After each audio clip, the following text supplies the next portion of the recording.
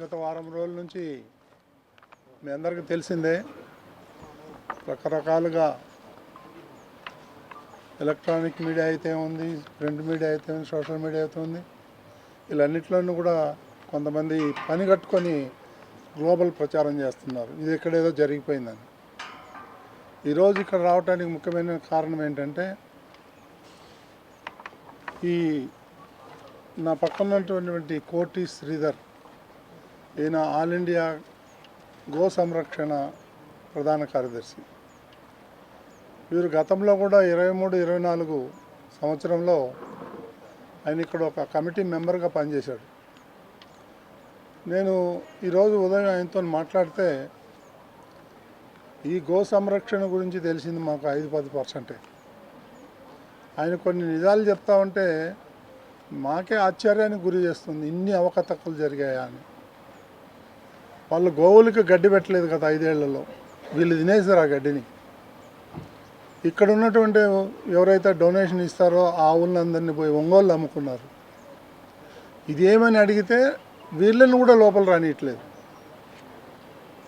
ఎంత విడ్డూరంగా ఉందంటే, ఇప్పుడు ఈరోజు వచ్చేసి ఏదో దెయ్యాలు వేదాలు వల్లేసి వీళ్ళు ఇట్ట చేస్తున్నారు అట్ట చేస్తున్నారు అనేది ఈ గ్లోబల్ ప్రచారం చేస్తున్నారు. ఓకే, చేసుకొని భగవంతుడు ఉన్నాడు, ఎవరు తప్పు చేస్తే వాళ్ళకి శిక్ష డెఫినెట్గా అనుభవించాలి, అందులో ఏమాత్రం డౌట్ లేదు. కాకపోతే మేము కూడా మాకు కూడా బెదిరింపులు వస్తున్నాయి, మేము ఆ పిల్లు వేస్తాం, ఈ పిల్లు వేస్తాం, అది వేస్తాం, ఇదే. ఎవరికైనా రైట్ ఉంది, ఎక్కడికైనా ఏ కోర్టుకైనా పోవచ్చు, మేమేం కాదనలేము, మేమేం ఆపలేము, మేము వద్దని కూడా చెప్పలేము. గతంలో కొంతమంది పెద్ద మనుషులు పింక్ డైమండ్ మీద వేశారు సుప్రీంకోర్టులో, మరి అదేమైందో తెలియదు. మళ్ళీ ఇప్పుడు గోవుల మీద వేస్తారండి. నేను రిక్వెస్ట్ చేసేది ఆ పెద్ద మనిషిని ఒకటే, ఓకే మీరు వేయండి, గత 5 ఏళ్లలో టీటీడీ నిధులు ఎట్లా స్వాహా చేశారో ఆ పాయింట్ కూడా ఇంక్లూడ్ చేసి బిల్ వేయండి, మేము సహకరిస్తాం. ఆ దమ్ముంటే మీరు రండి, ఫైట్ చేద్దాం, ఏం ఇబ్బంది లేదు. గత 10 నెలల నుంచి ఈ తెలుగుదేశం ప్రభుత్వం వచ్చినప్పటి నుంచి ఎలాంటి అవకతవకలు టీటీడీలో జరగలేదని నేను హామీ ఇస్తున్నాను, నాకు తెలిసినంత వరకు. కాబట్టి ఈ ఉడత బెదిరింపులకు దానికి దీనికి చీప్ పాలిటిక్స్, డైవర్స్ పొలిటికల్ దీని గురించి మా టీటీడీ మీద రుద్దడం సబబు కాదని చెప్పి నేను దాన్ని తీవ్రంగా ఖండిస్తున్నాను. కొన్ని ముఖ్యమైన పాయింట్లు ఈ కోటి శ్రీధర్ గారు చెప్తారు, ఆయన నోటితోనే మీరు వినండి. ఏమేం జరిగింది, ఎలా ఫ్రాడ్ చేశారు ఇక్కడ. ఆ హరినాథ్ రెడ్డి అనేటువంటి పరమ రాక్షసుడు, వాడు ఎంత దుర్మార్గాలు చేశాడంటే ఆడు చేయని దుర్మార్గం లేదు. గత 20 ఏళ్ళ నుంచి ఇక్కడ బాతుకొని పోయి ఎవరిని కూడా ఎంప్లాయీస్ని పనిచేయనిచ్చేవాడు కాదు, డాక్టర్లు వస్తే పొగబెట్టి పంపించేసేవాడు. ఒక అరెస్ట్మెంట్ కాదు, వాడు సొంత ఎస్టేట్ లాగా పనిచేశాడు దీంట్లో. కాబట్టి వాడు పాపం పండింది, సస్పెండ్ అయ్యాడు. ఇప్పుడు ఇది ఏసీబీ కింద వస్తుందో లేదో నాకు తెలియదు, నేను ఎంక్వైరీ చేస్తున్నాను. మేము ఏసీబీకి కంప్లైంట్ చేస్తాం.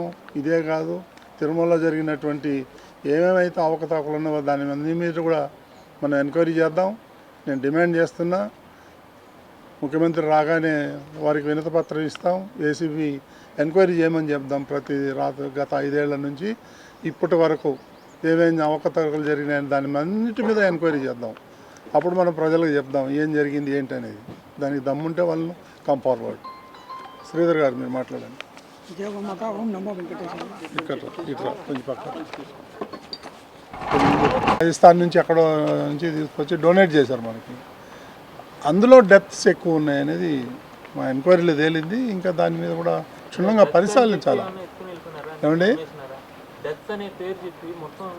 ఒంగోలు అమ్మినట్టు కూడా మాకు సమాచారం ఉంది.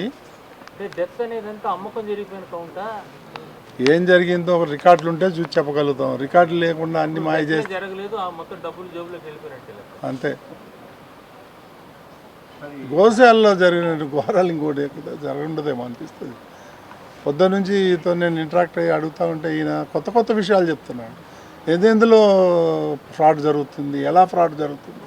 సార్, గోశాలకు వచ్చి కొత్తగా ఎవరైనా ఇస్తుంటే కనుక దానికి ఒక స్క్రీనింగ్, ఈ బుక్ రిజిస్టర్ చేస్తారు, ట్యాగ్ ఇస్తారు. ఇప్పుడు అదే మేము కూడా గతంలో 2 గోశాల సిడిఓ ఉంటారు, మేనేజర్ ఉంటుంది, రికార్డులు ఉంటాయి అన్నీ ఆన్ రికార్డ్ ఉంటాయి, చనిపోయింది ఉంటాయి ఉంటాయి పాత డేట్ దగ్గర ఉన్నాయి రికార్డు. ఏ డిసీజ్ వచ్చింది ఇప్పుడు అవన్నీ ఆన్లైన్లో పెడదామండి. ఇప్పుడు ఇవన్నీ కూడా ఇప్పుడు ఇష్యూ వచ్చింది కాబట్టి ఆన్లైన్లో పెట్టి మేము కూడా ఓ 3-4 కమిటీ చేస్తాం. ఇందులో ఉన్న అనుభవం ఉన్న వాళ్ళని కమిటీ చేసి వాళ్ళకి కొన్ని బాధ్యతలు అప్పచెప్తాం. ఫుడ్ క్వాలిటీ ఎట్లా ఉంది, ఎలా చేస్తున్నారు, వెటర్నరీ డాక్టర్స్ వస్తున్నారా లేదా, వాళ్ళు ఏమేమి మందులు ఇస్తున్నారు, వీళ్ళకి అవగాహన ఉంది. సో వాళ్ళని వేస్తే మనం ఏంటంటే కొంతవరకు ప్రాబ్లం సార్ట్ అవుట్ అవుతుంది. దాని గురించి ఆ ఆలోచనలోనే మేము వచ్చాము. ఈరోజు హైదరాబాద్ నుంచి నేను ఆయన పిలిపించాను, వాళ్ళ టీం అంతా కూడా వచ్చారు. జరిగిన అవకతవకల పైన కానీ వైవి సుబ్బారెడ్డి గారే హరినాథ్ రెడ్డి మందలించారు బోర్డు మీటింగ్లో అని చెప్పి ఒక చర్చ అయితే నడుస్తుంది. ఇంత జరగతా అన్నా కానీ హరినాథ్ రెడ్డి పైన టీటీడీ యాక్షన్ ఎందుకు తీసుకోవాలనుకుంటున్నారు? టీటీడీ యాక్షన్ తీసుకునే లిమిటేషన్ అండి. మేమేం చేయాలంటే గవర్నమెంట్కి రాయాలా లేదా కన్సర్న్ డిపార్ట్మెంట్కి కంప్లైంట్ చేయాలా, అదే ప్రాసెస్. అది నాకు వాళ్ళని ఎంక్వైరీ చేసే రైట్ నాకు లేదు కదా. పెడతాం, డెఫినెట్గా పెడతాం. మీకు అది ఎందులో ఏం డౌట్ ఏం లేదు. మేము కేసులు పెడుతున్నామని చెప్పాం కదా. ఇప్పుడే 1-2 కేసులు బుక్ అయినాయి, రిజిస్టర్ అయినాయి, అవుతాయి ఇంకా కూడా. ఎవరి మీద అంటే వాళ్ళు ఎవరు తప్పు చేస్తే వాళ్ళు పోతారు, వదిలే ప్రసక్తే లేదు. వాళ్ళు చేసి తప్పు మా మీద బుర్ర చల్లుతారు ఏంటండి, నాకు అర్థం కాదు. చాలా మందికి అవగాహన లేని వాళ్ళు మాట్లాడుతారు ఆవుల విషయం, అది తప్పది. ఎవరికైతే అవగాహన వాళ్ళు వాళ్ళే మాట్లాడదు, పొలిటికల్గా దేవది. ఇప్పటికీ ఆవులు ఎక్కడ ఎస్వి గోశాలు ఇక్కడ ఎన్ని ఉన్నాయి, మన పలంనేరులో ఎన్ని ఉన్నాయి, తిరుమలలో ఎన్ని ఉన్నాయి ఒక ఇప్పుడున్న క్లారిటీ ఉన్నాయండి, క్లారిటీ ఉంది, రికార్డు ఉంది. గతంలో ఏం జరిగినది రికార్డు లేదు, కానీ ఇప్పటి నుంచి అయితే రికార్డు ఉంది. అది కూడా ఆన్లైన్లో పెట్టేస్తాము, పబ్లిక్ డొమైన్లోకి వెళ్ళిపోతాయి ఇవన్నీ. ఓకే అండి, థ్యాంక్ యూ. మీడియా మిత్రులందరికీ నమస్కారాలు. మొన్ననే మా చైర్మన్ గారితో మేము మాట్లాడుకోవడం జరిగింది. ఉద్దేశపూర్వకంగా గోశాలపై అవాస్తవ ఆరోపణలు చేస్తున్నారు. ఇది వాళ్ళు మాట్లాడతారు, మళ్ళీ మనం మాట్లాడతాం, మళ్ళీ రేపు ఆయన మాట్లాడతాడు. ఆయన కోరుకుంటున్నారు రోజు మీడియాలో కనపడాలి, రోజు టీవీల్లో కనపడాలి, ఏదో ఒక అవాస్తవాలు తీసుకురావాలని చెప్పి ఒక దురుద్దేశంతో వారు ఒక సీక్రెట్ అజెండాని టీటీడీలో ధార్మిక సంస్థపైన తీసుకొని వచ్చారు. కాబట్టి మేము మొన్ననే చైర్మన్ గారితో మాట్లాడినాం. కేసు ఇట్లా మరిగా టీటీడీ ధర్మకర్తల మండలి సభ్యుడిగా కేసు పెడతానంటే బాను పూర్తిగా టీటీడీలో జరుగుతున్న అవినీతి అక్రమాల మీద రాబో రోజుల్లో మనం ఈ బోర్డు మీటింగ్లో మనం చర్చించబోతున్నాం. మీరు ఆ కేసుని ముందుకు తీసుకోండి అని చెప్పారు. నిన్న చూసా నేను ఏదో సుబ్రహ్మణ్య స్వామి గారు ఇంకో కేసు వేస్తారంట. ఏమంటున్నాం, స్వామి గారు మీకు నిజంగా వెంకటేశ్వర స్వామి మీద భక్తుంటే 2019 నుంచి 2024 వరకు తిరుమల తిరుపతి దేవస్థానాల్లో ఏమేమి జరిగినాయి అవినీతి అక్రమాల మీద ఒక సిబిఐ ఎంక్వైరీకి నువ్వు డిమాండ్ చేయగలుగుతావా అని చెప్పి సుబ్రహ్మణ్య స్వామి గారిని నేను అడుగుతున్నా. నీకు ధైర్యం ఉందా? 2019 నుంచి 2024 వరకు నేను 3 అడుగుతాను.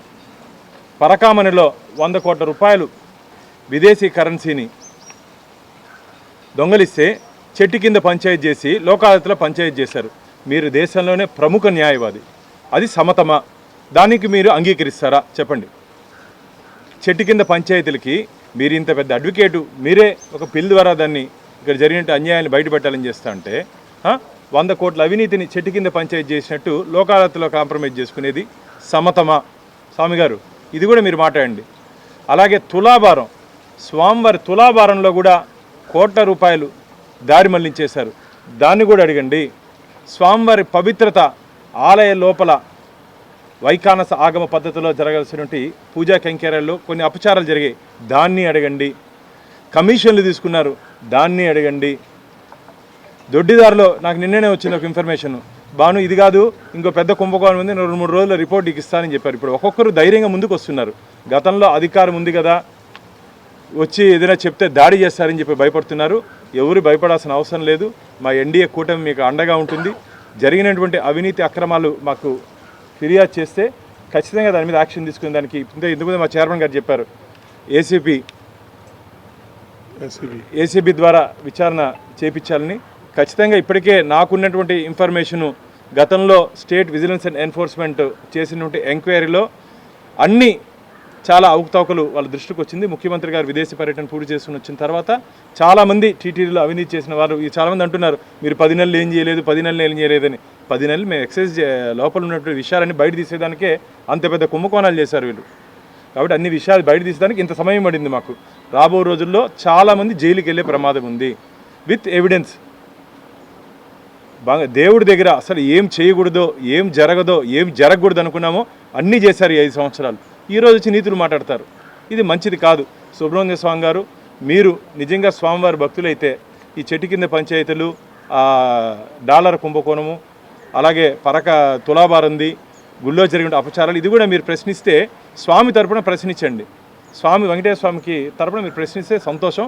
మిమ్మల్ని ఎదుర్కొనేదానికి మేము కూడా సిద్ధంగా ఉన్నామని చెప్పి సుబ్రహ్మణ్య సార్కి చెప్తున్నాం. మీరు ఏ పిల్లి వేసినా సరే మీతో పాటు ఇంప్లీడ్ అయ్యో, లేకపోతే మేము కూడా దాని తరపున టీటీడీ కాకుండా వ్యక్తిగతంగా కూడా మేము సుబ్రహ్మణ్య స్వామితో, ఎందుకంటే టీటీడీ లాంటి సంస్థని ఎవరో పోయే వాళ్ళందరినీ మళ్ళీ టీటీడీ తీసుకొచ్చి అడ్డం పెట్టాల్సిన అవసరం మాకు లేదు.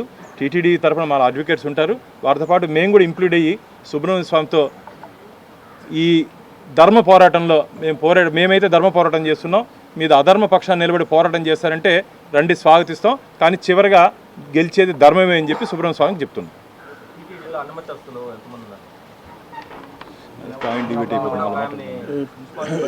అది లెక్క ఇంకా తేలలేదు. పేరేమో వెంకటేశ్వరరావు అని పెట్టుకుంటాడు, వాడు చర్చి నడుపుతాడు. ఎట్లా ఐడెంటిఫై చేయాలి? ఉన్నారు 45-50 మంది. ఫస్ట్ ఫేజ్లో వాళ్ళు తీస్తాం, తర్వాత చూద్దాం అండి. 48-50 మంది అన్నారు కదా సార్, లాస్ట్లో 2 పేర్లు కూడా తీసేసి ఎంక్వైరీ చేద్దాం. ప్రాసెస్ స్టార్ట్ చేసామండి. లాస్ట్లో ఉన్న 2 నిన్ననే మీరు ఇవాళ కూడా మీడియాలో చూసారో లేదో, ఆ పాలిటెక్నిక్ ప్రిన్సిపాల్ అన్ని కూడా